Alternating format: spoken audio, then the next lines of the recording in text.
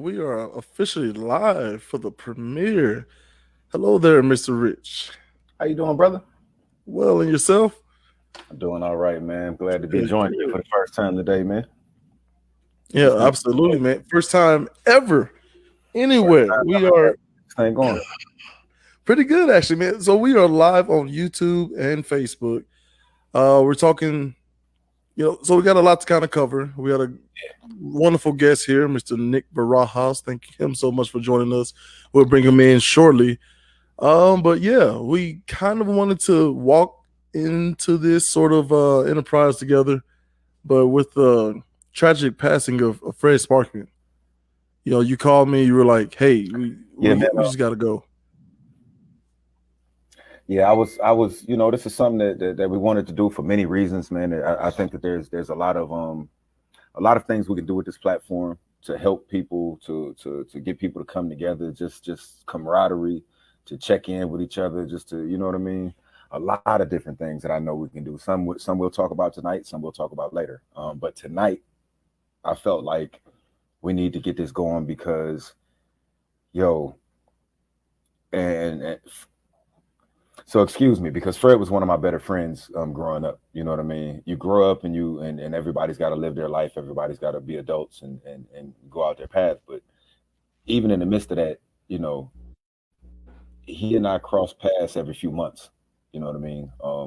We had our own relationships for our own reasons, and Fred is my loved one. He always will be. You know what I mean? Um, and just the fact that this happened, I would have never. Fred is one of the strongest guys I know. You know what I mean? When I say one of the Mm, strongest guys I know, I mean mentally, physically, um, Jesus. sorry. He he was it. You know what I mean? When we were coming up, he was the model to be. He was what you walked after. You know, um, and if any sort of demon or any sort of anything that might haunt the mind or any circumstance, if it can get too hard for him, that's it's a wow moment, it's a wake up moment, you know what I mean? And I say if it can get too hard for him, but I'm human just like everybody else, man, and I've felt every emotion that you can feel just like anybody else, Right. um but we need to bring awareness to it, man. We cannot be in these dark places and have nowhere to go. You know what I mean? If you got no family, no friends, they got hotlines. You know what I mean? People you can call, won't judge you. They don't know you. You know what I mean? This platform, I'm hoping that, hey, you catch us live. You know what I mean? We're going live. You call in, talk to us. We want to talk to you. We love you. You know what I mean? I don't know you, but hey, introduce yourself. Let's chop it up. Let's talk. You know what I mean? And I mean that, you know what I mean? When we do this and we get to dropping that link in the comment, when you see that link pinned in the comment, um, hit that link. Hit that link. When you see that link right there, you know what I mean? That allows you to chime in with us. You know what I mean? And we want to hear what you got to say. You know what I mean? We definitely want to know how you feel about this. We want to hear some of your stories about Fred. You know what I mean? I got a million. You know what I mean? Some I can say, some I can't. You know what I mean? Um, but man, I want to hear some of your stories. You know what I mean? I want to celebrate him, and I want to bring awareness to what we can do for each other as a community to help each other, in a real way. Absolutely. And I hope everyone can see that okay. But at the bottom in the scroll, we have the National Suicide Prevention Lifeline. 800-273-8255. Again, 800-273-8255. And if you have any story you want to share, anything positive you want to share, we'll bring our guest on. You can bug him with his magnificent beard and ask him some questions. Hopefully we as a collective can help each other get to a better place, right? Because I don't know what that Absolutely. looks like. I don't know. Yeah, I don't know what that looks like. I mean, even for myself, I know how I feel sometimes, but I'll do the whole smile and nod and hey, how you doing? Because I feel like I don't want to bother people with my whatever I'm feeling. But Absolutely. hopefully we can come some sort of agreement on how to discuss these things, either privately or publicly. And this is our attempt at it. And hopefully this helps. Now, we do some house cleaning things as I remove that ticker, or we can keep it going. So the family of Fred Sparkman, they all got together and decided, going off of their post there, they decided to, instead of doing GoFundMe and things like that, that they will be using this Cash App here. It's What's the that Great Cash Boxer App? Sammy. Yes, I'm gonna sir. go and get it started, man. I'm gonna hit that thing off myself first. I'm real big on, you know what I mean? I don't like to, I ain't gonna throw somebody Cash App out there and ask nobody else to hit it up and this and that, and I ain't hitting Right. myself. So I'm gonna hit that thing first. So y'all join suit, follow suit, man. You know what I mean? If this was any one of y'all families, man, I would hope that somebody would do the same type of thing to help out. You know what I mean? This is you don't plan this, you know. So, you know, help out, man. Don't just talk. Right. That's one of the problems with our communities. We talk too much. Do. You know what I Just mean? do it. Do. Yeah. So let And me get that. I like the idea. So there's his, of course, the Great Boxer, his Fred Sparkman's father, Sammy Sparkman. They're on Cash App. We'd like for you to add in the note, you know, some sort of hashtag Legends Never Die. Okay. Absolutely. Just show you love to them. You cross their paths, check on them, hit them up on Facebook, everything, you know. And I will tell you, man, you were talking about stories that you can and can't share about Fred Sparkman. You know, I have one or two, you know. Oh yeah. But yeah, one of my favorites. So I'm sitting there, you know, out of the football season, you know, running track. And I'm using the term "run" very liberally there. All right. So I was on the track team. I did all the heavy stuff throwing. Right. Although I did run the 100 once, you know, and we don't have enough time to really talk about how long it took me to actually cross that line, but we were short. So I tell my kids to this day, yeah, I ran track. But I remember just standing there and I don't know what, I was just kind of dazed off. And then all of a sudden I was sideways, right? And then like all of a sudden I was up, I was sideways, and a quick rush to the ground, right before the ground, and someone just laid me down. And so I get up, I'm hot, and it's him just smiling. Hey, what's up, man? It's like, I thought if it was anybody else. You know, but like you gotta think, I was big. I'm a big dude now. I was big then, even in high school. But we often talk about the athletic accolades, right? Because it's so easy to spot. You see him run across a field on the court somewhere, it just looks like, oh, that's the dude who knows what he's doing out there, right? Yeah, man. But for the people who were privileged enough to get that smile from him, I can't even describe how warming it was. Like it was some sort of weird like assurance of like, yeah, man, you got it. You know, we played ball against each other, we're rivals, so there was a lot of trash talk. I mean, mostly him because I'm not really good at that. I'm not quick enough, you know. Yeah. But yeah, anytime I got that smile, you know, it was just like, all right, yeah, I'm gonna be okay, you know.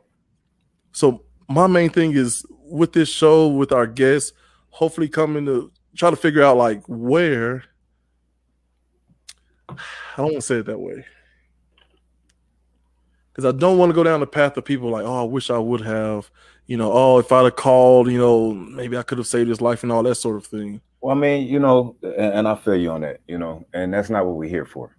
We're not here, you know, because we could be here all day. Everybody could have done something. You know what I mean? Everybody could have done something, but everybody has a life. Everybody was living their life. Everybody was doing what they had to do, is what I'm assuming. You know what I mean? One of the things that I would want to talk about is individuals asking for help and knowing it's okay to ask for help. You know what I mean? Genuinely, if you watching this and you know my face and you know I know you, if you reach out to me for help, I'm not gonna push you away. I'm gonna try to find a way to help you. You know what I mean? Especially if I feel like you at a place where you really need this help. You know what I mean? There's people who ask for things and they don't need nothing, and a lot of us can see that. But you know when a person is genuine, and if a person comes to you genuinely and they can help you, I want to be able to help them. You know what I mean? I think that some of the problems that maybe were happening, you know, and things happen in a lot of people's lives. But I want this platform to be a place to where, hey, you know, if there's a small problem that one of us has, and we're all on this platform together, we should have a large enough community amongst each other that we can solve that problem before we leave here. Mm-hmm. You know what I mean? And that's the type of community I want to build. You know what I mean? I want people who understand that concept. Absolutely. Now there's a great segue. Let's get our special guest on, you know, before he flees. We're trying to sneak him on here, and hopefully he forgets how much time he doesn't have and sticks with us. And that's you know what when you get those real jobs, man. That's absolutely, absolutely. Works, so joining us is none other than Mr. Nick Barajas, and I'll let you give all the credentials and titles and whatnot. Introducing myself. All right. Yeah, I'm Nick Barajas. I'm a mental health therapist. All those letters after my name just mean licensed professional counselor, mental health service provider. That just means in the state of Tennessee, I can provide therapy and I can diagnose. All right. So like all those different disorders and conditions you hear about, like I can assess for that and help somebody understand what they're dealing with so we can understand how to help better. Which is exactly what we need. Absolutely, absolutely. So please join the comments. You know, I'll try to throughout the show make sure I put one Fred Sparkman's father again, the great boxer Sammy Sparkman's cash app up throughout the show.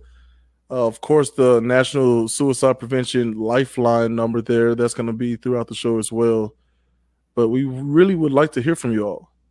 And if you would like to hear from us, just kind of go back up to the beginning of the comments. I'm not sure how to pin it yet. I know, Mr. Rich, I'm working on it. It's all good.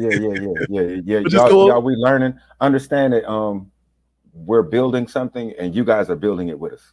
You know what I mean? So, and it's for all of us. You know what I mean? You'll be able to see where it helps all of us a little bit later. Promise you. I love my city and I love, you know, so I'm hoping we can help. You know what I mean? Absolutely.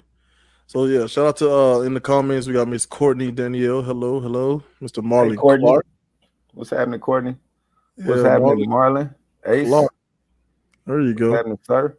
So yeah, if y'all want to join in, share your stories or share your experiences. I mean, especially while we have this guy here, you know, because I'll start this questioning off sort of. Sorry to put you in overtime, man.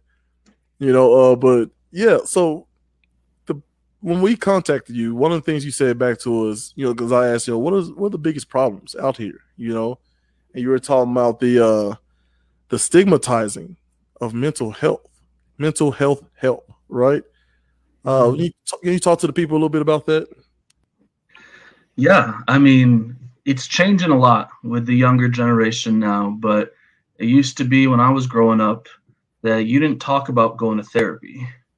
It used to be when I was growing up that you didn't talk about, you know, I've got depression, I'm bipolar, I'm dealing with anxiety. That was something shameful. That meant there was something wrong with you. But that's the stigma. That stigma just means the negative associations that we've got on something. So destigmatizing just means learning how normal that is. Learning that every single one of us is dealing with something that maybe there's not a name for it, but every one of us is struggling in some way, and sort of accepting that. And when we realize, I tell my clients sometimes, if I could make everybody psychic, if you could read the thoughts of everyone around you and realize how many people are dealing with the same things that you are, you'd be a lot more comfortable stepping up and talking to somebody else about it, getting the help that you need. Right. Absolutely. So one of the things we talked about, like getting that warm smile from Fred himself, right? And how that made me feel. And it was like this passing thing. How do you recognize that people need that?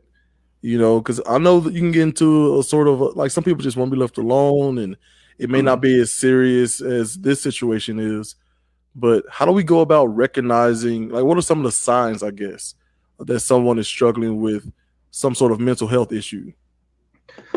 Well, when we're talking about suicide, especially, we're talking about depression. we're talking about those deep depths of, people think of it as sadness, but depression is so much more than just feeling sad, you know? I've heard people describe it as a weight on your soul. Wow. And the way that we recognize it, I mean, that's the wild thing about depression, is that it can look different in everybody. You think about people like Robin Williams or Anthony Bourdain, some of those celebrities who we've lost to suicide, and you never would have known. Some of the happiest people, some of the most successful people, but some of the things that we can watch for is people who start to withdraw. You know, as humans, we want human interaction. So when you start to notice that one of your friends isn't answering his phone, when you start to notice one of your friends just isn't enjoying the things that they used to enjoy, that should start setting off some signals for you. That's when you can start reaching out to somebody. Absolutely. I appreciate that, man. That's And what good. would you say is a good way to talk to that person? You know, if I think I see some signs or signals or some things that I need to address, how do I communicate that with them? This is one of the best lessons I can teach anybody. This is for helping your friends. This is also for young men trying to make a relationship work. The best thing you can ever say is, hey, I noticed that something is going on. Hey, I noticed that you're feeling some kind of way. If you want to talk about it, I'm here for you. If you want to talk about it, let me know. Because if you just go up to someone and say, hey, you seem depressed, tell me what's wrong, you know, people don't always respond well to that. But if you create that space and say like, hey, I see you and I hear you and I want to be available for you, then you let them take that step and meet you in the middle. Yeah. So it's sort of like an open the door sort of thing. Like, hey, here's a space. Come on in if you want to. No pressure or anything like that. Absolutely. Right? For a first step, especially. So before the show, we were talking a little bit about you being, you work at a university and kind of the mindset of the youth sort of thing, right? What are some examples of depression? Because that's when you say, when we're talking about suicide, we're talking about depression. So what are some of the things that you're seeing on that level, that age group? Yeah, so I work at the University of Tennessee as a therapist at the student center there, and I work with nothing but college kids, and there's a lot of depression. I'd say that's more than half of what I work with. Wow. You know? And honestly, there's a lot to be depressed about nowadays. You know, when you look around at the state of the world, and, you know, especially these young people nowadays don't believe that there's going to be a world left for them in 20 years, you know? Right. There's a lot to be said about, but, you know, depression sometimes is about something, but sometimes depression is just something that we're born with. Sometimes depression is genetic and biological, and there's no real reason for it. It just sort of crops up, and you got to keep an eye out for that too. Absolutely, man. Now, So is it the individual's job to keep up with that, or is it up to the people around them? Because I mean, a lot of people. Do you think a lot of people know or can acknowledge when they're in that place, or are they just there? Yeah. So I think that goes to something that y'all were talking about earlier with, like, you don't want this to turn into a question of like, who could have done what? Because at the end of the day, we are all responsible for ourselves, right? But there are things we can try to do. But at the end of the day, you gotta know what's going on in your own head. And that's part of the destigmatization thing too, is like, if we can learn about what depression looks like, what it feels like, you know, I'm sure there's thousands, millions of people out there who have depression and don't realize it. They just think, oh, I'm feeling kind of crappy today. Oh, I don't think I'm going to get out of bed today. You know, that old saying, I got up on the wrong side of the bed. I feel like 90% of the time that was just depression, you know?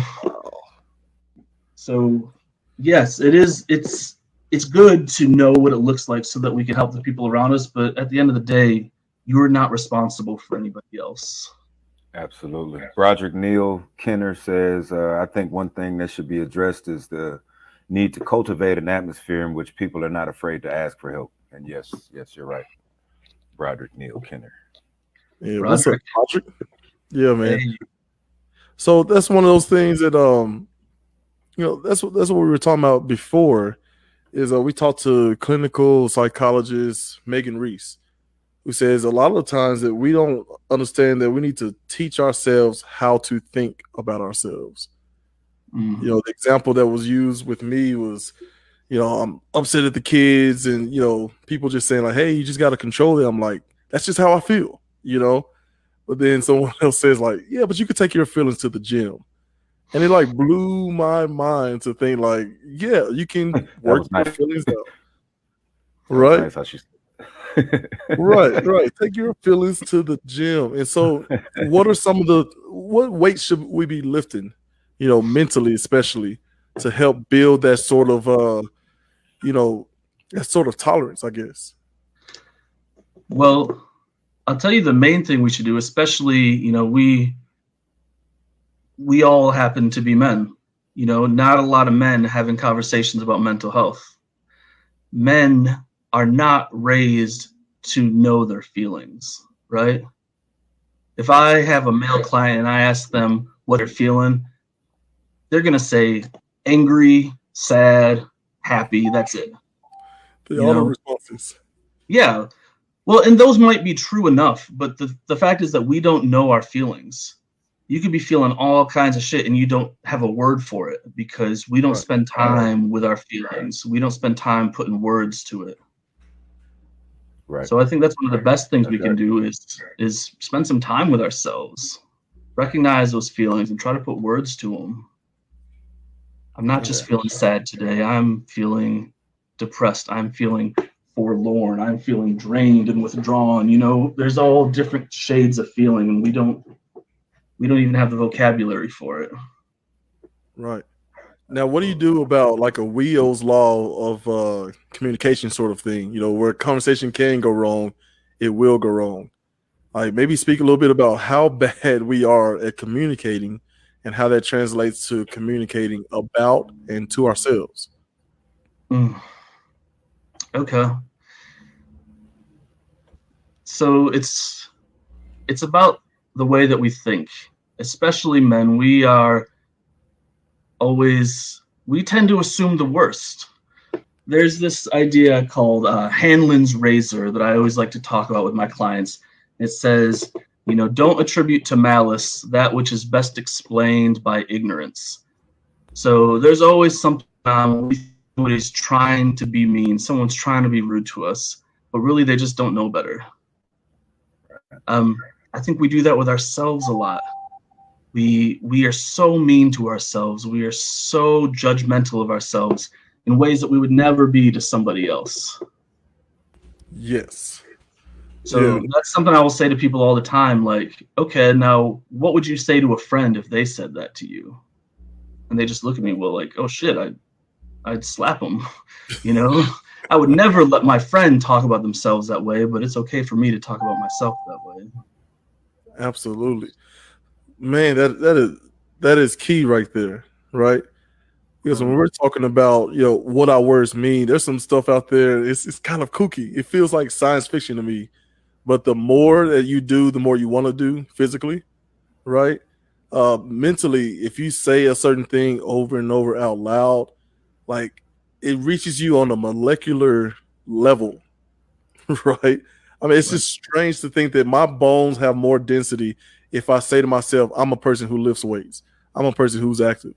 Like that actually has a physiological effect on the body, what we say and take in. It's pretty interesting. Yeah. So if you're saying to yourself every day, I'm a piece of shit, nobody cares about me, nobody loves me, why do I want to go on living? Right. That's soaking into your bones too. And we'll take please pay attention to that. Please pay attention to that. Like words are powerful, you know what I mean? And people say that a lot, but the older you get, if you've been growing older, like I've been growing older, then you know that to be true.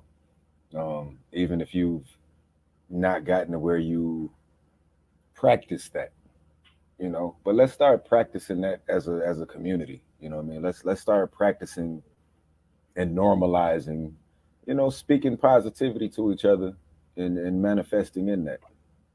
And to ourselves. And to ourselves. And to ourselves. Absolutely. Right. Absolutely. There's a and I can't speak for Fred.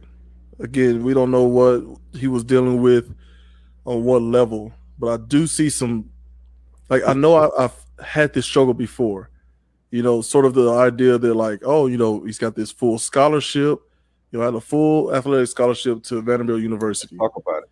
Let's talk about it. I got there, had no clue what to expect or what to do. Literally, I went to the All-Star camp for a couple of weeks and then directly to Vanderbilt. And when I walked in, they told me to put my entire life into a corner. Your stuff is out for you. You know, they already had my measurements and everything waiting for me in my locker. And it was get dressed, see you on the field in 10 minutes. It's like, what? Sir, I'm 18, you know? But, like, not realizing how, like, ill-prepared I was academically. The football stuff I acclimated rather quickly because it's something I was used to doing. I enjoyed doing. But yeah, had an injury. It caused me to be redshirted instead of getting to play in the rotation, as a true freshman. And I never felt that before. I've been starting football since I started, which was in middle school. Right. The first time I went on the field, I started, and I started all 4 years in high school. That's all I've known, you know? And then that quickly changed to, like, I don't know what do you mean I can't play, you know? And so I found myself, like, looking back on it, I can put a label on it. I can understand what was going on there. But at the time, 18 years old. You're right about that. I see that. You're absolutely right. I'm sorry. Yeah. Charles Edward Richard. What's up, man? The third. Don't forget the third. Oh, boy. Got to be strong with them jeans, look like. Absolutely, man. I got a shot. So yeah, I remember just 18 years old and all this stuff going on in mentally, right? I lied to my coaches and my teammates. I faked my way through practices, and then just kind of curled up under a blanket and was just kind of staring. I remember, like, putting movies on, but I couldn't tell you what it was. I don't remember watching it. It was like this blankness, right? Didn't understand what was going on until I get kicked out, and then I came home and of course I had some support, but for the most part it was me making up things for myself of, like, oh, I failed everybody, the city was counting on me to be one of the ones to make it. It was crazy. Well, I got nothing but love. There was people just saying, like, oh, that's what happens, you get out there with them girls and drugs and alcohol and just couldn't handle it. So you were too closed in, we never saw you at parties, and that was the reason, instead of just asking. Everybody you know what? I wish I'd known you better back then, because we were at Vandy at the same time. Yes. Christina Sereno, another one of our classmates, But yeah, so that was one of those things of, I just really, that's when I started, like, self-medicating, because it was like, people think I'm doing it anyway. Let's try it out. What is this like? What does this do? And that went on for a few years. And I had plenty of opportunity to go other places. People get academically ineligible and they come back from it all the time. Right. But I just was not built for it. I had this chip on my shoulder. Like, no, I'm going back to Vanderbilt and Vanderbilt only. I'm going to fix this, me, right? And it was this constant beating myself down about, how much I failed, right? I'm never going to make pro. And, I can't buy my mama a house and all this stuff, when my mama wasn't worrying about that, and she knew something was up. But so anyway, I started self-medicating and all that sort of thing. And it's just strange to think that I had so much support and so many resources around me that I didn't take advantage of, right? But this thought that it was right, it was kind of, I made this up for myself. And then I was driving myself crazy. And I really started to listen to friends and family who were close to me. And I called Sadiq Ziyad. Shout out to him, man. I'll always shout him out for this, even though he hates it. Man, it's no big deal. Just don't say nothing. He lived in Georgia at the time. And I remember kind of spiraling out. I was probably drunk, high, and all kinds of stuff. And literally was, I just thought to myself, when was the last time I felt motivated to do anything, and it was Sadiq Ziyad, going up against him and just feeling that level of competition. So I called him and was like, hey, man, I'm not sure where this is headed, but it's not to a good place. Do you have any space? Like, I just need to come clear my head. And without hesitation, yeah, man, come on. And so I got rid of car, I got rid of a bunch of my belongings, and I moved to Georgia. And my family was just like, no, it's right next to Atlanta. You're gonna get yourself killed and all this stuff, But it worked out. I got back into my Bible. I got back into like meditating and working out and having that like definiteness of purpose, right? And that led me to my wife and children, which is something I've always wanted. But I can't imagine how much that can weigh on somebody, like how much we put on ourselves, right? Yeah. I can't imagine how much we put on ourselves and we don't feel like it's okay to reach out. It always feels like I don't want to bother them, right? But yeah, Broderick, I see your comment, man. We'll get it up there again. But yeah, so what are your thoughts on that? What do you tell someone, like you said you wish you'd know me better? What are you telling 18, 19-year-old me? Everything you just described there was like the textbook depression symptoms that I was talking about a second ago. First you withdrew into yourself. You said you're under a blanket, just watching movies, not doing anything. Like, there's different things that work for different people when it comes to depression. But one of the best things, and you kind of touched on it with your example there, was just getting out, getting around people who you care about, people who inspire you. I don't know what 20-year-old Nick would have done to help you back then, but I definitely wish that I would have been able to reach out to you, and Christy was there too. Knowing what I know today, I would have said, hey, you need someone to talk to. Hey, you need to get out of that room and come spend a little bit of time with me. Right. Hey, why don't we walk over across the street here to the counseling center and see if there's somebody there who can talk to you in a professional way. Right. Absolutely. Yeah, man. So I'm gonna backtrack a little bit. We'll go back to Mr. Kenner here. It says one of the things I learned along the way was to release the expectations that other people had for me. That trickled into my psyche and made me be a lot harder on myself. It takes time to get to a point where you realize that your life should be lived for you. I'm quite certain that does take time. I think the average individual, man, we are worried about what people think, worried about what needs to be done in someone else's eyes. When I say what needs to be done, there's probably a plethora of things that really do need to be done that you're not doing, and you're worried about what somebody else is thinking about you doing. And that'll take you to a bad place, man. And I'm not saying that with the psyche that I got it whipped. I certainly don't, but you must know it exists. You must know something exists before you can do better by it, and if I know that's a problem, when I see a situation, I try to analyze it as that, am I upset or am I upset because you upset, So he goes on to say, and I'm still in the process of tempering those expectations, but it is very freeing when that light bulb goes off. Absolutely. It's a lifted weight. That is some good stuff.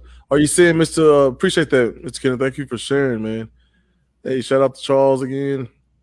Are you seeing Charles Richard, his post? Yes, I am. Yeah. Go ahead, take this one. Yes, I am. This one comes from Mr. Charles Richard. Shout out, Mr. Charles Richard. If you look at our faces, you might notice a similarity. It says, I'm really liking this topic of mental health. Most people assume that you're crazy when you speak of mental health, but it's not that. It's not the case. It's difficult for some people to realize it or to admit that they have a problem and do need professional help to address the problem. I think first we need to focus on the fact that you are not crazy and need their assistance or the assistance of a professional. So now we get into that destigmatizing, right? Absolutely. Right. Your thoughts on that, Mr. Barajas? All I could think while I was reading that was how remarkable it is that there are 3 men here talking about mental health and 3 men of color talking about mental health. You know, like if you had to come up with the stereotype of a person who was not going to be comfortable talking about their mental health, it would be us. Right? Right. So there's a huge step right there. Like there's something is changing. Absolutely.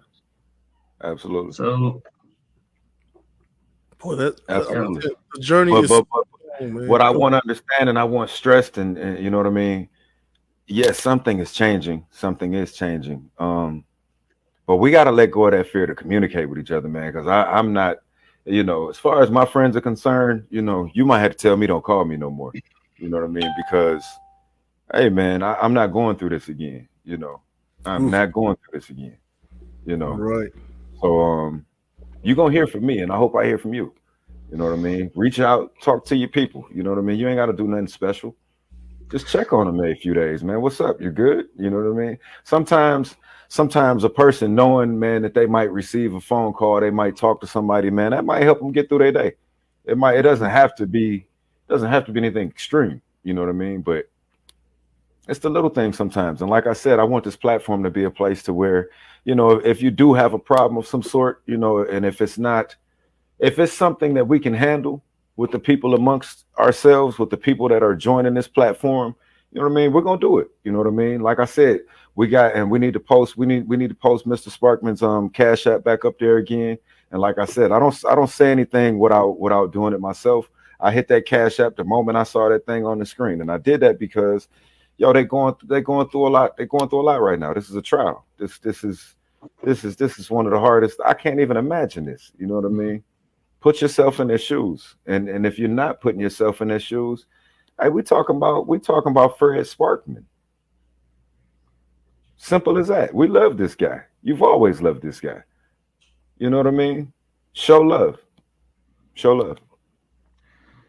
I appreciate that, and I love how so Mr. Barajas will put this comment up as well. Got the Mrs. Gales, the wife. Whew, bless her. She says that I find that fear is often at the center of most of our problems. Fear of failure, fear of success, fear of others' opinions, etc. People often say that fear is a motivator, but more often than not, it is crippling.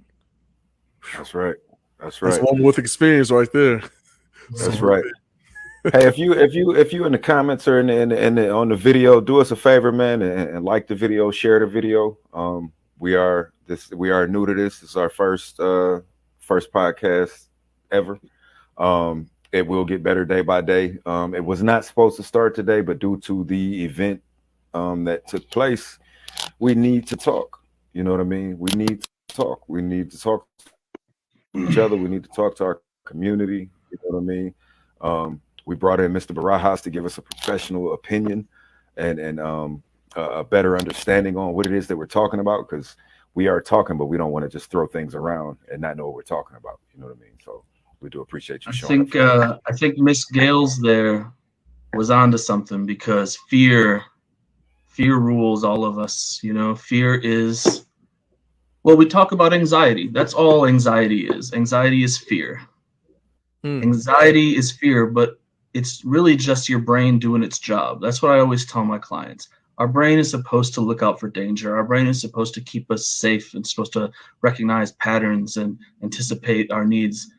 So the only difference with somebody with real anxiety is that their brain is working too hard, right?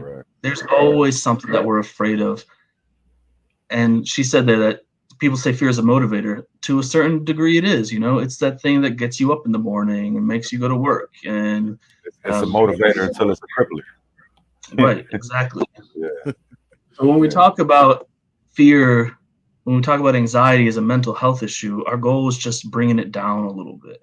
You know, how many of us just can't even move sometimes because we're so afraid of the consequences? We're so anxious about what's going to go wrong, what I'm going to do to mess up next. just taking a breath, bringing that down a couple of notches so that it's motivating you instead of holding you back. Absolutely. Motivating you instead of holding you back.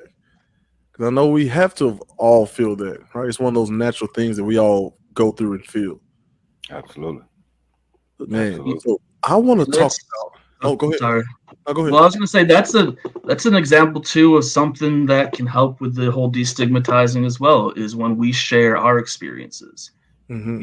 You shared your story earlier, and I pointed out how those were all the classic symptoms of depression. So when you tell your story of your depression, you're creating a space for somebody else to feel safe to come and share their story with you. How many people in the comments here have heard your story, and now the next time they see you, they're going to feel comfortable coming up with you like, hey, I felt just like that. And as a matter of feel fact, just while like we're saying that, anybody in the comments, man, do me a favor. If you want to join in, click that link, click the StreamYard link in the comments. It's not posted, but if you scroll back up to the top of the comments, you'll find a link there. If you click that link, you can call in and appear on the show. We love to hear what you have to say. All right. We want your opinion. Absolutely. Go ahead there, Mr. Barajas. I keep wanting to say it like Barajas. You remember Coach Witt? Shout out to Coach Witt out there. Coach Mr. Witt. Barajas. Mr. Barajas. What you doing around here? Yeah. Shout out to Coach Witt, man. Witt. Which is a fun way of like checking on people, right? He was good about that. Hey, Mr. Gales. All right, now just making sure you're looking good now. Okay, go on to class now. So you don't want to stop at me, but those things are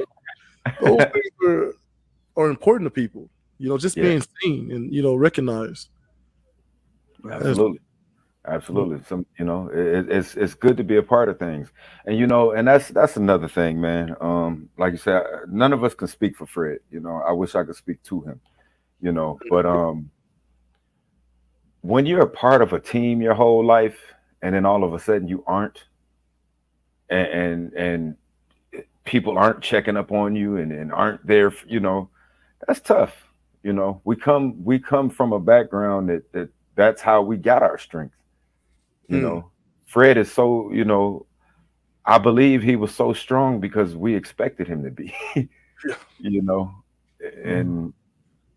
and sadly, like we said, fear, until it cripples you, it is a motivator. And I saw it motivate him all my life, as long as I knew him.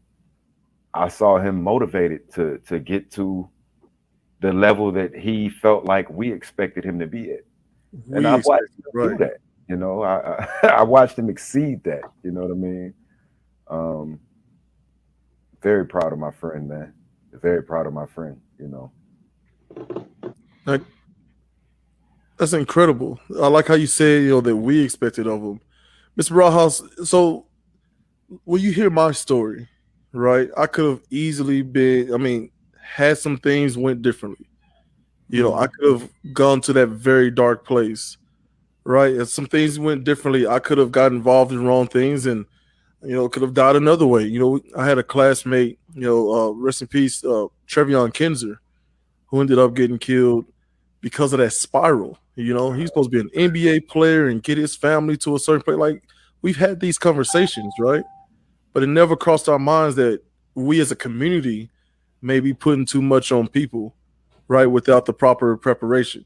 Absolutely. And then also the proper planning of, plan A, plan B. Like, now as an adult, all of my backup plans have backup plans, But then it was like, I'll do this thing. And then when that opportunity was gone, it was like this black void. I can't even explain it. Like, you just felt so what am I even doing here? What's the point? Why even, like you said, got up on the wrong side of bed. Why even get out of bed? What are you saying to people in the community as far as doing kind of something that Tony is talking about, which is all of us working together to create that space as a community?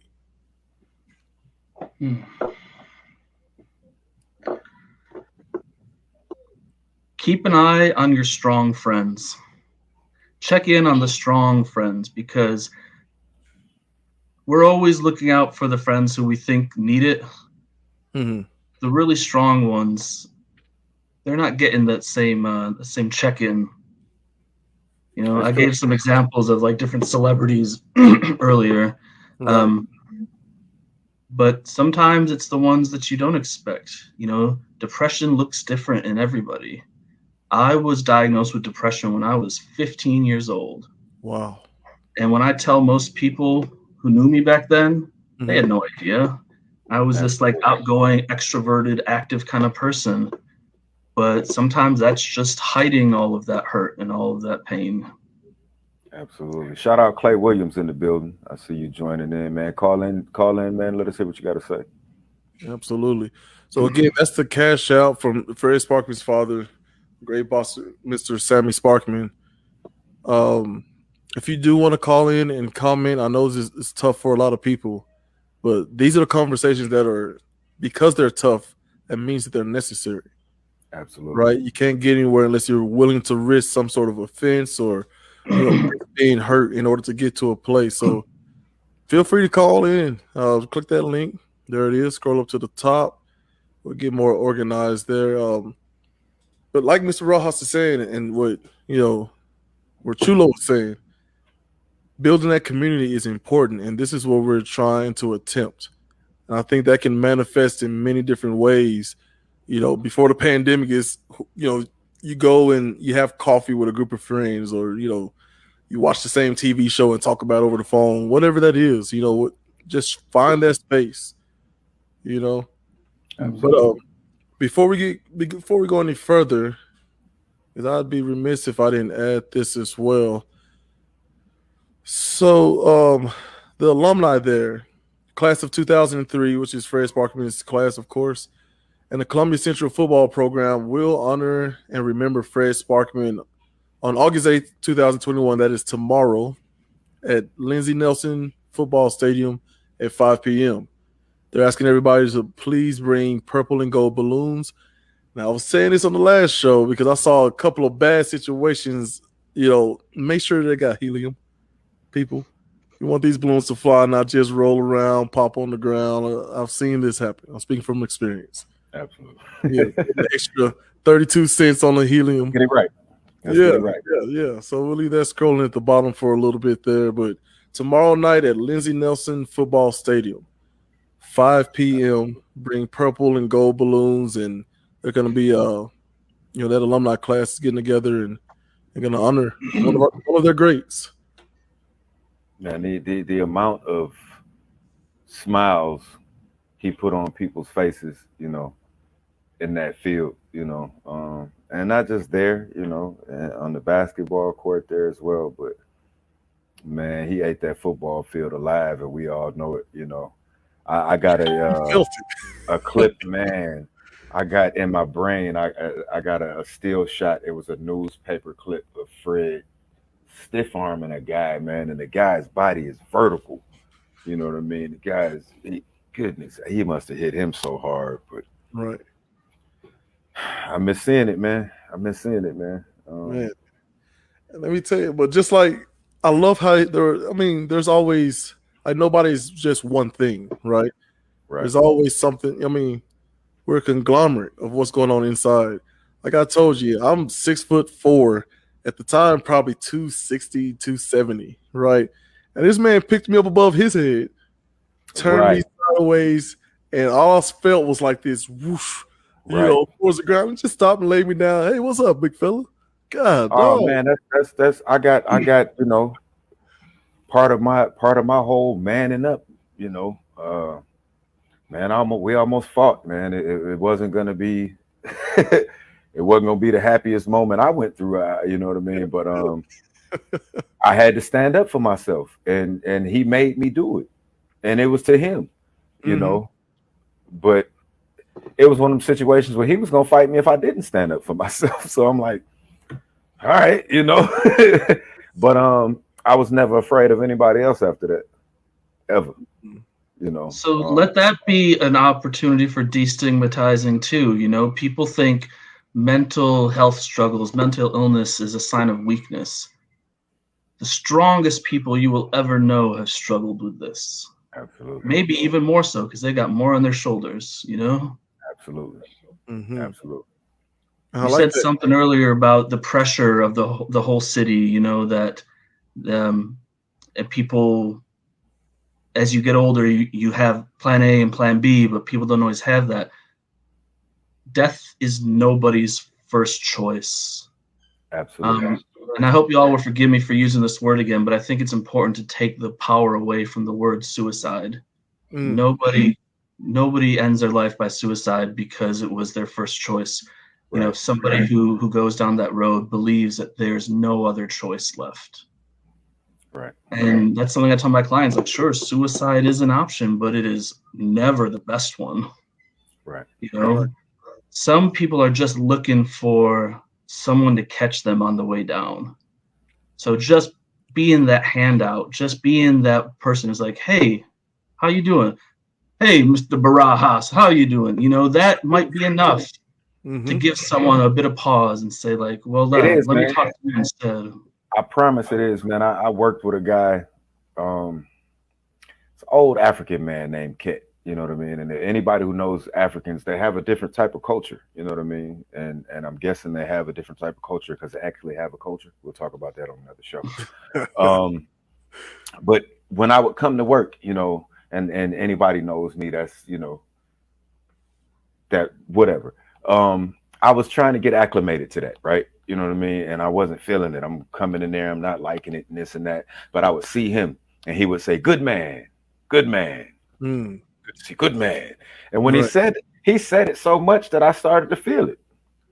Like, okay, yeah, I'm doing what I'm supposed to do. I'm here, good man. All right, let's get to work. Let's do it. You know what I mean? Yeah, and, I am a good man. Sometimes, man, it's little things, man, but that's what it takes. You know what I mean? Iron sharpens iron, and we got to be here for each other to keep each other sharp. You know what I mean? So, I like what Mr. Richard has said here. How you always had to be tough, a rough guy, be a man.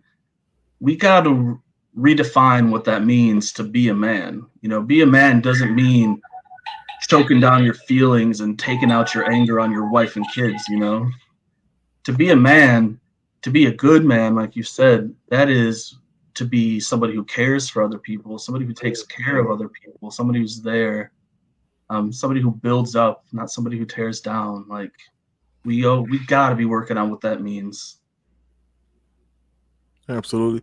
You know, my wife is in the banking industry, and I remember saying this firsthand myself, my own experiences. But she talks often of people leaving money and property to their children. And a lot of the times what usually happens is, well, I need to leave more to this kid because they're a bit of a handful. You know, they don't have their stuff on, you know, going well. So we're going to leave them more money. We're going to leave them in the house. So because we worry about them more, right? Because we don't need to leave it to the other person because they're responsible. They're strong. They know what they're doing, you know, all this sort of thing. And it just always tears her up inside. You know, us starting our company, we made sure that our children have equal share right away. You know, that's one of those things that's just, it's incredible. Like you said, you know, I love the idea of check on the strong men, the people who are always laughing, joking, you know, men about town, you know, man's man, all this stuff. Check on these people, you know? Yeah. Sometimes it's and I understand that's necessary too, man, because once you build a image, you try to keep it, you know. And if your image is the strong guy, you want to be strong. You know, no matter what you're going through, you're going to present yourself as a strong guy. You know, I spoke to Fred last month and I got no inkling that he wasn't feeling himself because he's a strong guy. He's not going to put that on me or anybody else, you know. But listen, if you or anyone around, if you know that feeling is in the air, damn all the pride and all of the, you know, let's get rid of that, man. Yeah, let's get rid of that. You know, I want to see you tomorrow. You know, if that takes me helping you, I'm more than willing. You know what I mean? And I think there's a lot of people who are willing to help. You know, a lot of people, they just got so much pride, you know, that reaching out for help just ain't an option. But you gotta let that go. You gotta let that go. Absolutely. And so I want to be mindful of your time, Mr. Barajas. you want to give us a last word before we let you go, we definitely appreciate you joining us. One key thing, if you can tell anybody anything in this moment, what are you telling them? Your job is not to save your friend. Your job is not to save anybody, but be there for the people when you can.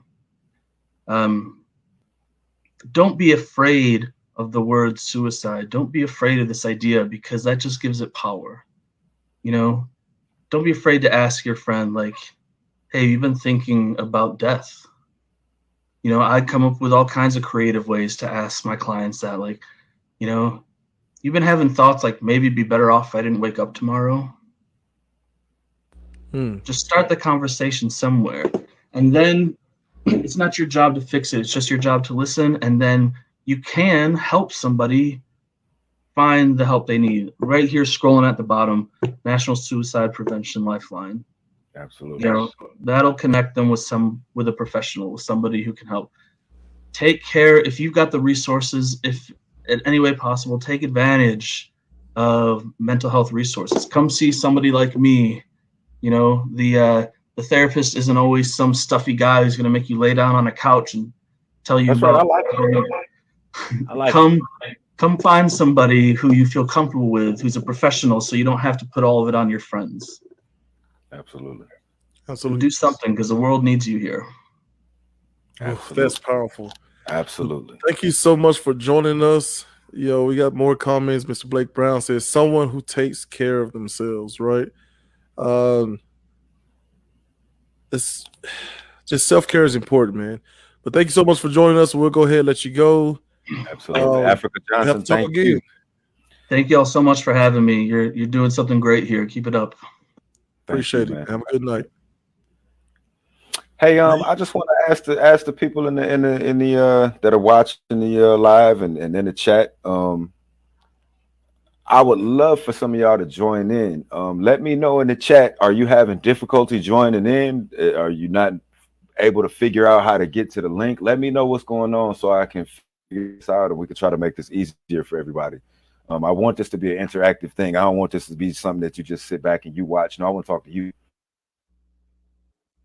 So he's got some technical difficulties there. But yeah, we want you guys to take this show from us. Okay? We want y'all to take the show from us. Scroll up to the top of the beginning, I guess I should say, because it's different on different devices. But the beginning of the comment section. Oh, we got him back here. Welcome back, Mr. Rich. At the beginning of the comment section, what we want you to do is just click the link, follow the prompts. If you're having trouble, I think you have to have Google Chrome or whatever device you're using. But follow the prompts, put your name in. You can just come on and you can just be it could just be audio. If you're not if you are in the bed and you got your shower cap on, ladies, you buying it, what you call it? I don't know what you call it. Just click in and click in and cut your camera off. You know what I mean? And just let us hear what you got to say. But we want to talk to you. You know what I mean? Like you said, we want you to eventually take this show from us. You know what I mean? We might pop in with some things to talk about, but we want to talk to you about them. You know what I mean? We don't want to talk at you about them. We want to talk to you about them. You know what I mean? So click in and holler at us.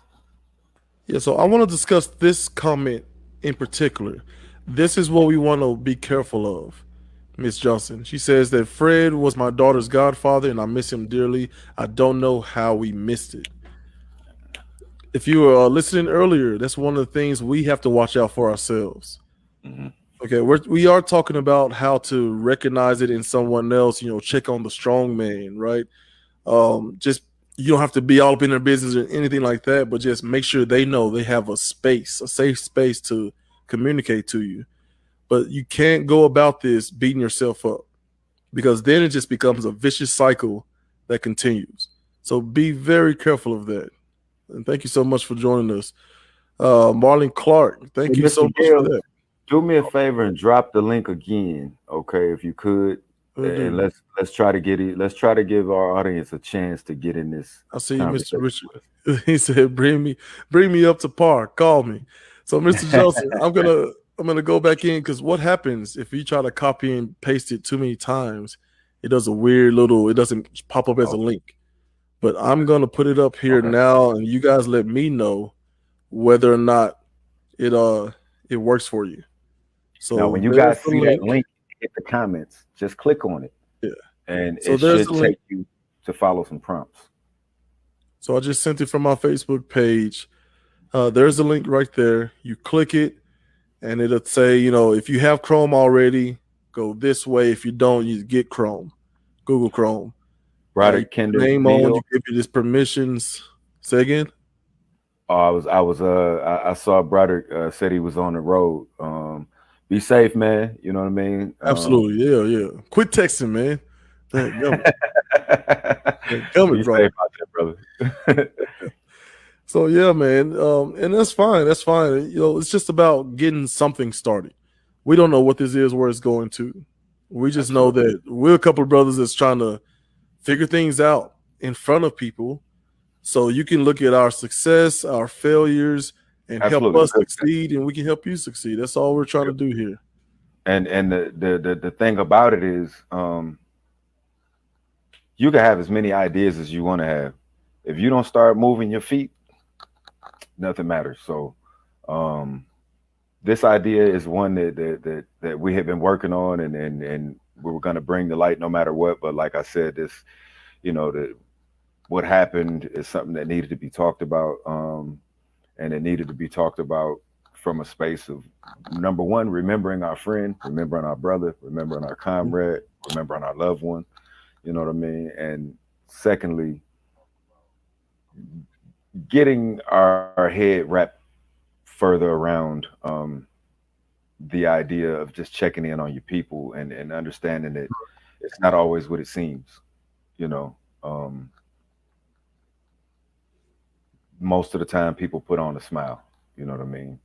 If that's really your friend, really your people, you know them, and don't turn a blind eye to, you know, he'll be all right.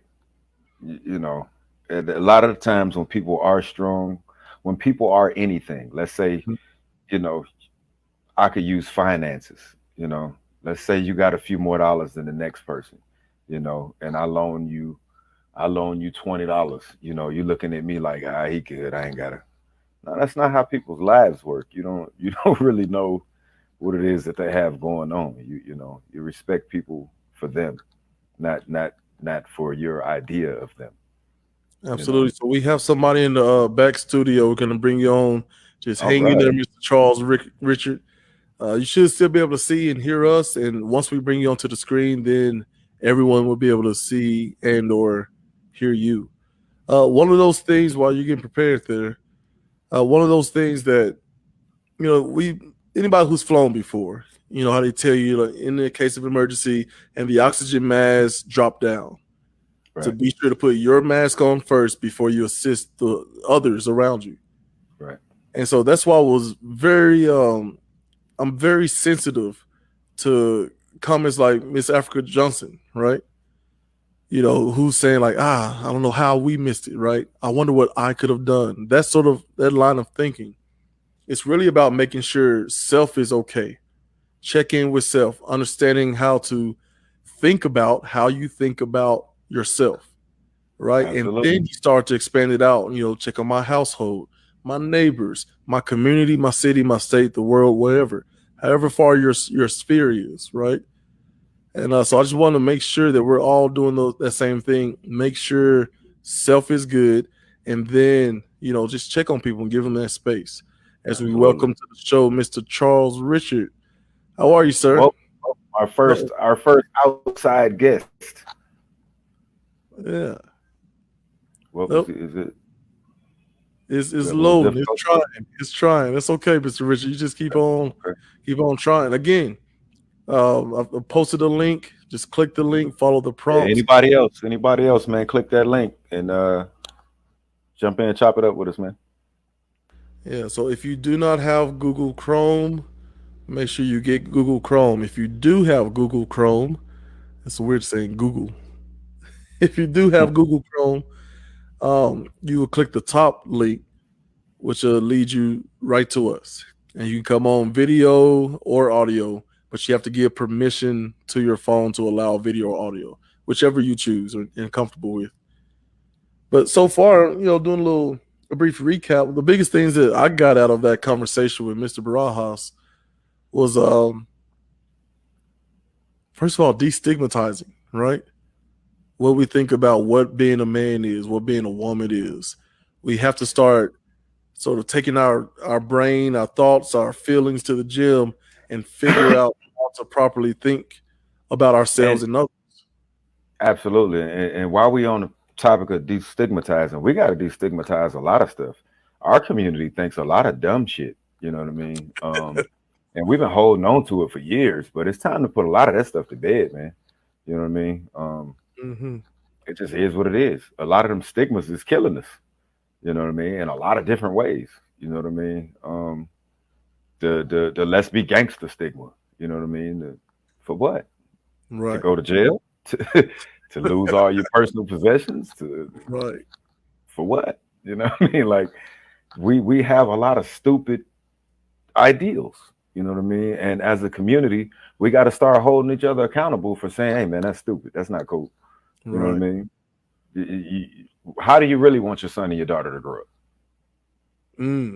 That's a good way of putting it. You can talk all this. This was cool. That's cool. This is cool. You got a son and a daughter. How you want them to grow up? You know what I mean? So be real about it. You know what I mean? All this other stuff is bullshit. You know, and the sooner we normalize bullshit as bullshit, it'll make real. You know what I mean? So, yes, sir. Mr. Richard, I'll keep trying with you. Let's try to just. Sorry about that. I'm gonna kick you out. I'm not sure. That's just a term. Yeah. I'm gonna so cut the connection with. Bring it back in. You know what I mean? And make sure. Yeah. Hang on, sure Tony. Hang on. So we're gonna. I'm gonna actually remove you. I've removed you from the broadcast. We'll remove you from the video. Just click back on the video, and then I'll put a fresh link in there. Let's try that. Make sure if you're at home, Wi-Fi is best. If you have a direct connection, that's even better. So just kind of follow that, and we'll be right back with you. Absolutely. Okay, there he goes. And appreciate that, Marlon Clark. He said facts. Absolutely. And then my wife is back in the comments. Hello, dear. She says, did you know that Fred could sing? That's what I think of when I think of Fred Sparkman. Yeah. Well, Look at that. I didn't know that. Yeah, so my wife was, what were you in? Choir, Ash? You get to hear him sing. Man, big old deep boys. You know? Yeah, I bet. I never got the privilege to hear that, but anytime she tells me that, I was tickled. I got to ask him about it once. He was like, man, look, man. Whoa, I bet, man. Fred Sparkman, yeah. Because y'all have the solo show. It was probably about, which is so strange to think. Some mere months ago, you know. Right. We were planning on, I was trying to get in contact with Shaq Mason and, Dante Smith of the world to kind of show the positive and, people who make it and give kind of a behind the scenes of recruitment and all sorts of things. Right. And, I wanted myself, Sydney, and, Fred to get on to talk about kind of the negative aspect, what to look for, what to watch out for, things like that. Oh man, she's back in the comments, Tom. Sorry, Chulo Rich. Yeah, so she says he sang to me on the bus. He was a tenor. Okay, sorry, not a bass. Excuse me. A tenor. Wow. I did not know that. You know what I mean? I did not know that. I knew he was, musically inclined, as most of us are, but I'd never heard him sing. You know what I mean? He never did that. Never heard him do that. Man. I would love for some other people to get in and talk about some little known facts sort of thing. Yeah, man. Yeah, because I did not know that. So you got one of those things happening where, again, what we hope this show becomes, right? It's just a safe space where we can discuss many topics. Absolutely. It's in the name. It's Urban Academia. right? So we want to learn, we want to debate, we want to get fired up, get each other, and just really figure out, some moves here, right? Yeah. Africa Johnson, hello, lady. Back in, she says super, super talented. Absolutely. Very Absolutely. much so. Very much so. Which is one of those crazy things. Like my 16-year-old is one of these people too, who just whatever she tries can do. And her biggest thing is like, well, I'm not sure what I want to do. It's like all these different options. Shoot, just pick one and run with it. That's how you want to think about it on the outside. But, me trying to be a better parent and learn how to just, okay, well, how about we try this? How did that feel? Okay, well, let's try something else, and so on and so forth until we find something that sticks. I can see that in Fred. As Africa Johnson says, a beast on the field. Now, listen, Miss Johnson, you're triggering me right now. I was 1 year beneath him, but I played at Spring Hill High School. Okay. Hey, you know what I do remember watching him do that, and I thought about doing it, but I didn't do it, but I liked to see him do it. Man, he would do that the high jump and track. Wow. Man, the 100. It's being so big, getting up over that bar like that and having that much speed, man. Like, dude's a freak athlete, man. Absolutely, man. So with ease he would clear that, and with ease he looked like when he ran 100, it didn't look like he was giving any effort. Afterwards, kind of looking over, I saw him weak to a girl standing next to me. I was just like, "Hey man, I ain't like that." You just still go from like, there you go. Then I said, "Hey man, I ain't like that." He just the glare, right? I mean, just a funny guy. There's so much he could do, right? And I wish I could have gotten a better chance to know him better, I think after, he had this ordeal at North Carolina, and, I got kicked all the way out of Vanderbilt. Like, anytime we saw each other, it's like, man, like we had this, like, understanding of, like, we could have done it. We could have done it, But, those are things. Super talented. And Miss Johnson, I'm triggered because we were very close to beating him his senior year. We wanted that so badly. 1 point.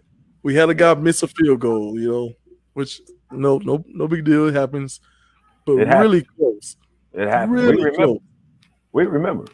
But I remember him hitting one of my teammates specifically. I'm not gonna say his name. Say again. CHS. Sorry. Okay. All right. Enough of him. So that's the power I will. THS. So honestly, I remember him hitting my teammate and literally like lifting him off of his feet. And like there was a crack in his helmet. The thing that's supposed to be protecting his skull that is protecting his brain.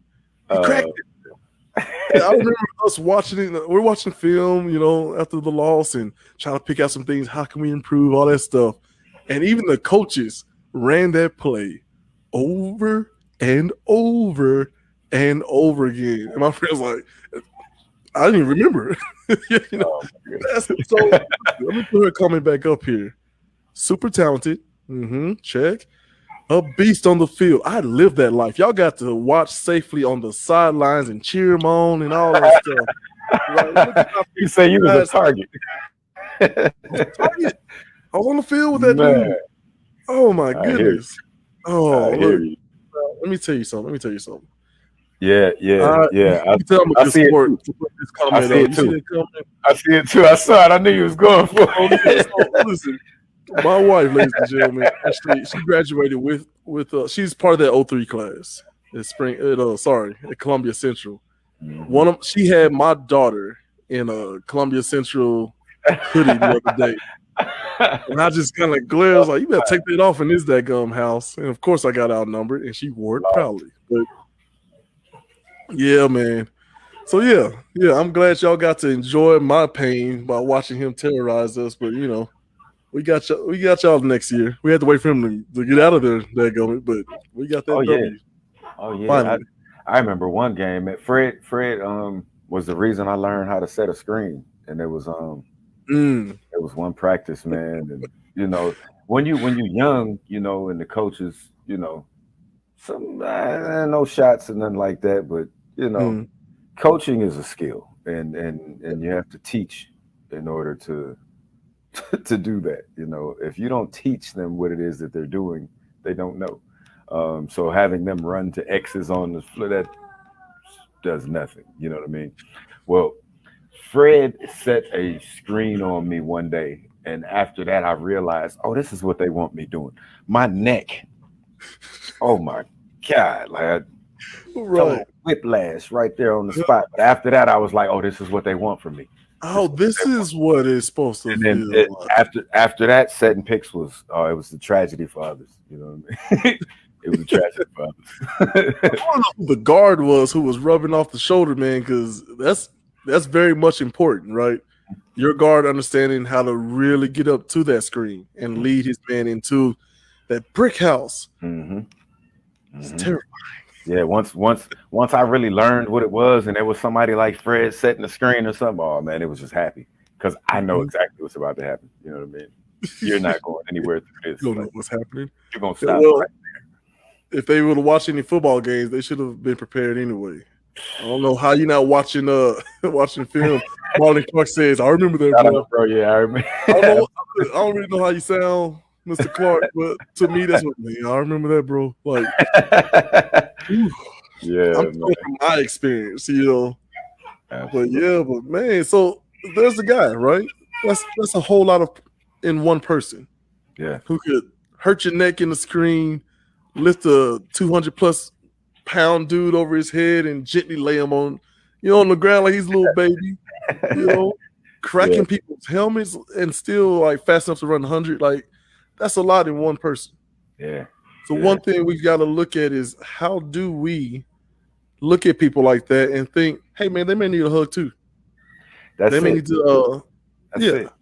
You know what I mean? Looking at him, you think, oh, he's too strong for that. You know, he don't need a word of encouragement. He don't need a hug. Yes, he do.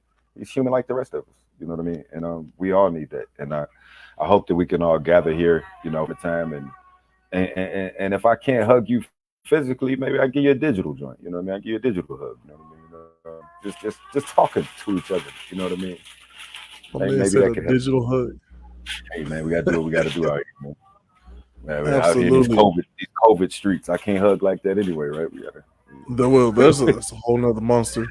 But yeah, man, I hope Yeah. y'all join us week to week. We're gonna try to do this thing at least once a week. My main man Tony, if you know Mr. Chulo Rich there, he is always full of ideas. So you'll probably be seeing a lot more of him real soon here. Yeah, You man. know. I'm asking you to support us. You know what I mean? What I have planned is for us. It ain't just for me. What I see in this benefits us. You know what I mean? So let's get active. Let's get active and Yeah, absolutely, man. I know we got some technical difficulties going there, but one more time before we get out of here, we will be remiss. First of all, we want to point out that National Suicide Prevention Lifeline, 800-273-8255.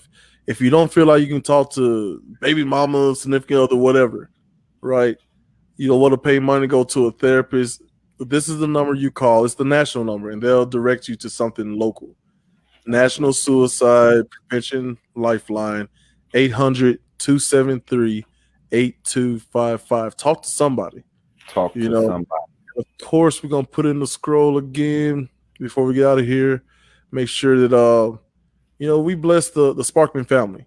Absolutely. Absolutely. So if you're able to, man, go ahead and send something to that Cash App, man.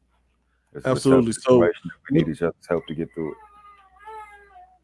right. What the family is asking is that you donate to the great boxer Sammy Sparkman, Fred's father.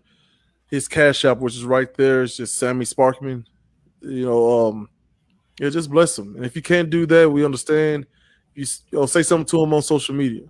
Give him some love out there. I'm sure people are already doing it, but there's no need for this to stop.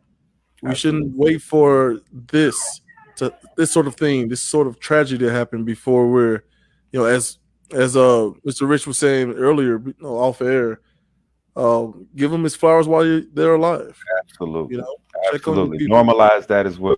We're talking about normalizing things and all. Give people their flowers while they're here, because when they die, it's over.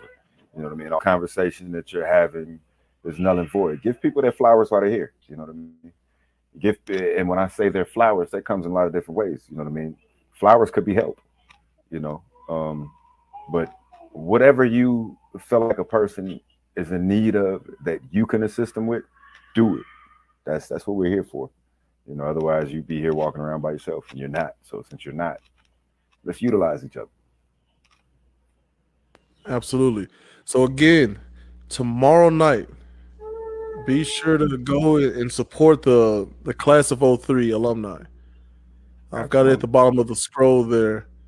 They're going to be the alumni class of 2003 in Columbia Central football program will be honoring and remembering Fred Sparkman tomorrow night at Lindsey Nelson Football Stadium at 5 p.m. Central Standard Time. They're asking people to please bring purple and gold balloons. Don't forget to put helium in them. We want these things to fly. All right, so bring your purple and gold balloons, your stories, and just help each other. Let's support each other as a community. Okay, and just remember, self-check yourself. Self-care is important. Yeah, that's all we got for you tonight. Mr. Rich, last word. Look at that. We love y'all, man. We love y'all, man. Do what you gotta do, man, for the people that matter. You know what I mean? Do what you gotta do for those that matter. You know what I mean? Say hi. Say hi. Say hi. I think Granddaddy can see you. Uh-oh. All right.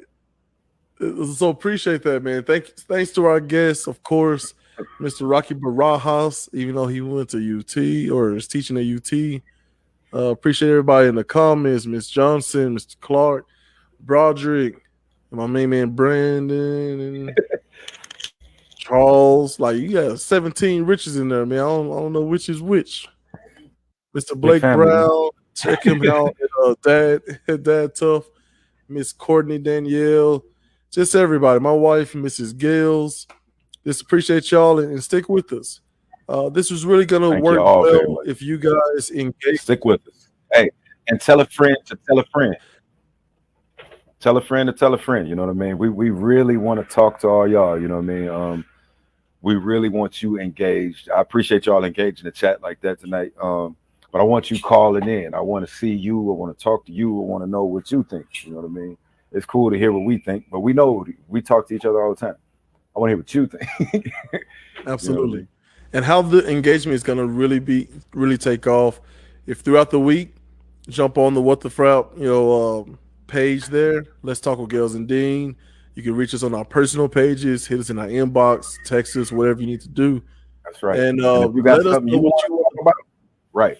You want to let us know what you want to talk about, because we want to talk about what you want to talk about. That's what we're here for. Absolutely. All right. Peace.